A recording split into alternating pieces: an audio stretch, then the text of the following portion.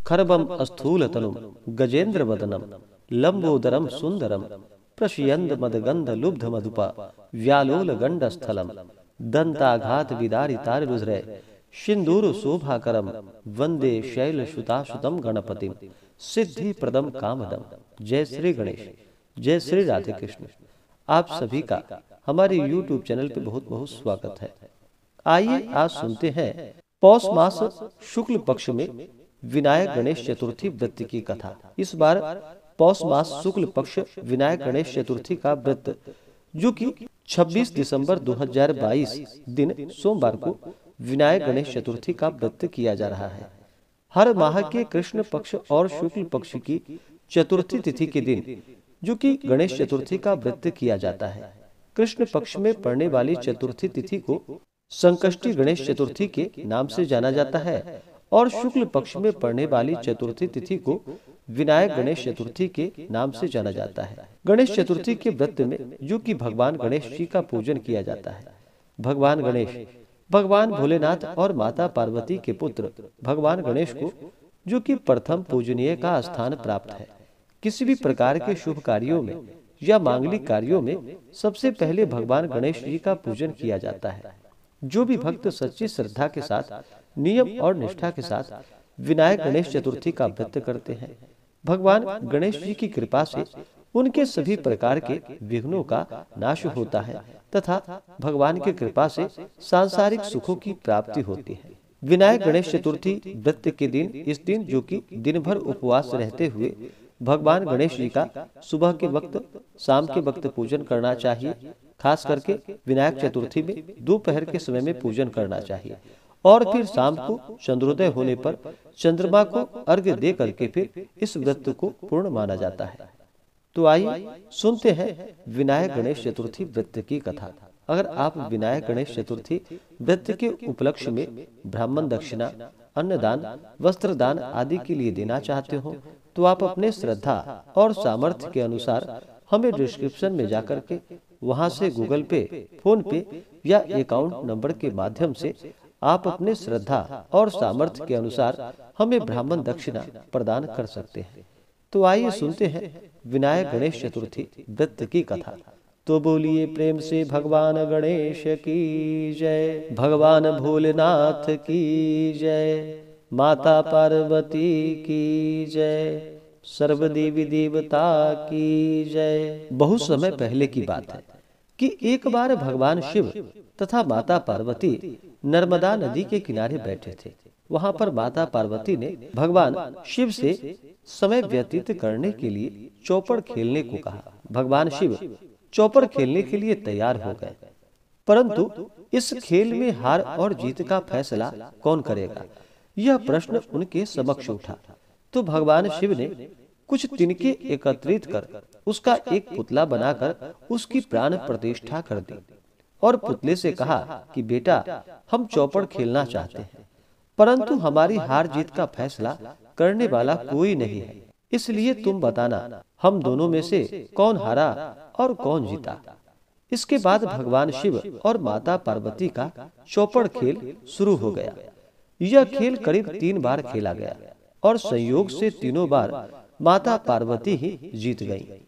खेल समाप्त होने के बाद बालक से हार और जीत का फैसला करने के लिए कहा गया, तो उस बालक ने महादेव को विजयी बतलाया। यह सुनकर माता पार्वती अत्यंत क्रोधित हो गई और क्रोध में उन्होंने बालक को लंगड़ा होने का और कीचड़ में पड़े रहने का श्राप दे दिया। बालक ने माता पार्वती से माफी मांगी और कहा कि यह मुझसे अज्ञानता बस ऐसा हो गया है, मैं किसी द्वेष भाव में मैंने ऐसा नहीं किया है। बालक द्वारा क्षमा याचना मांगने पर माता पार्वती ने कहा कि यहाँ गणेश पूजन के लिए नाग कन्याएं आएंगी, उनके कहे अनुसार तुम गणेश चतुर्थी का व्रत करो, ऐसा करने से तुम मुझे प्राप्त कर पाओगे। यह कहकर माता पार्वती भगवान शिव के साथ कैलाश पर्वत पर चली गई। 1 वर्ष के बाद उस स्थान पर नाग कन्याएं आई। तब नाग कन्याओं से श्री गणेश के व्रत की विधि मालूम करके उस बालक ने 21 दिन लगातार गणेश जी का व्रत किया। उसकी श्रद्धा से गणेश जी अत्यंत प्रसन्न हुए उन्होंने बालक को मनोवांछित फल मांगने के लिए कहा। इस पर उस बालक ने कहा कि हे विनायक, मुझ में इतनी शक्ति दीजिए कि मैं अपने पैरों से चलकर कैलाश पर्वत पर पहुंच सकूं और भगवान शिव, माता पार्वती मुझे देखकर प्रसन्न हो। तब बालक को वरदान देकर भगवान गणेश वहां से अंतर ध्यान हो गए। इसके बाद वह बालक कैलाश पर्वत पर पहुंच गया और कैलाश पर्वत पर पहुंचने की अपनी कथा उसने भगवान शिव को सुनाई। चौपड़ वाले दिन से माता पार्वती जी भगवान शिव से विमुख हो गई थी। अतः देवी के रुष्ट होने पर भगवान शिव ने भी बालक के बताए अनुसार 21 दिनों तक श्री गणेश का व्रत किया। इस व्रत के प्रभाव से माता पार्वती के मन में भगवान शिव के लिए जो नाराजगी थी वह समाप्त हो गई। तब यह व्रत की विधि भगवान शंकर ने माता पार्वती को बतलाई। यह सुनकर माता पार्वती के मन में भी अपने पुत्र कार्तिकेय से मिलने की इच्छा जागृत हुई। तब माता पार्वती ने भी 21 दिनों तक श्री गणेश का व्रत किया तथा दुर्वा, फूल और लड्डुओं से गणेश जी का पूजन अर्चन किया। व्रत के 21वें दिन कार्तिकेय स्वयं माता पार्वती से मिलने के लिए आए। उस दिन से श्री गणेश चतुर्थी का यह व्रत समस्त मनोकामनाओं की पूर्ति करने वाला व्रत माना जाता है। इस व्रत को करने से मनुष्य के सारे कष्ट दूर होकर मनुष्य को समस्त सुख सुविधाएं की प्राप्ति होती है।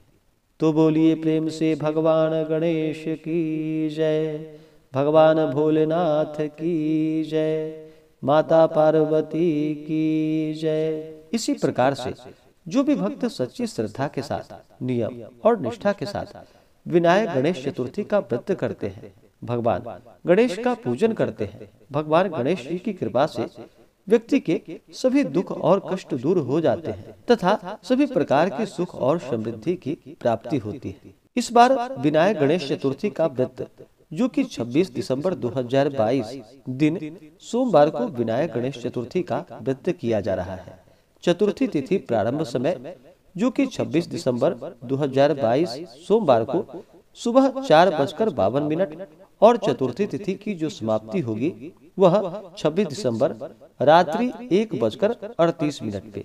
विनायक गणेश चतुर्थी व्रत के दिन चंद्रोदय का जो समय होगा वह समय सुबह 9:32 और चंद्रास्त रात्रि 8:34।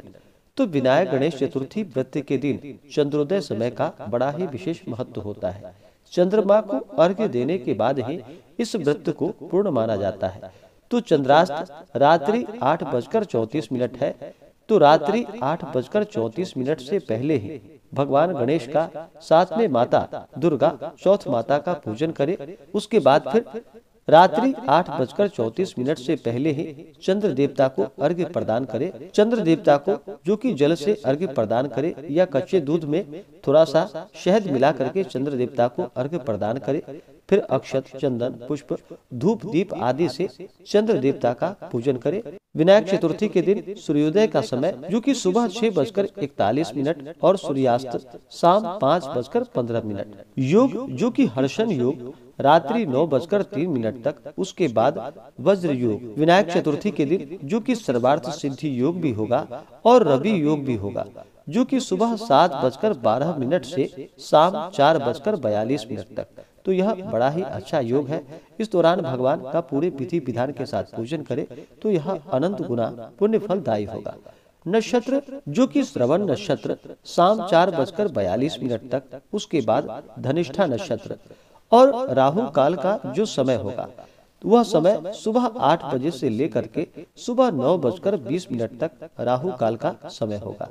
तो राहु काल समय के दौरान कोई भी शुभ कार्य या नया कार्य नहीं करना चाहिए, यह लाभकारी नहीं होता है। तो इस बात का ध्यान रखें और भगवान गणेश जी का जो कि सुबह के वक्त, शाम के वक्त और दोपहर के समय में भी पूरे विधि विधान के साथ पूजन करें तो लाभकारी होगा। अगर आप विशेष प्रकार से विनायक चतुर्थी व्रत के पूजन विधि के बारे में जानकारियां को प्राप्त करना चाहते हो तो हमारे चैनल पे वीडियो अपलोडेड है, आप वहां से जाकर के जानकारियां को प्राप्त कर सकते हैं। तो आशा करता हूं कि यह जानकारी आपको अच्छा लगा हो।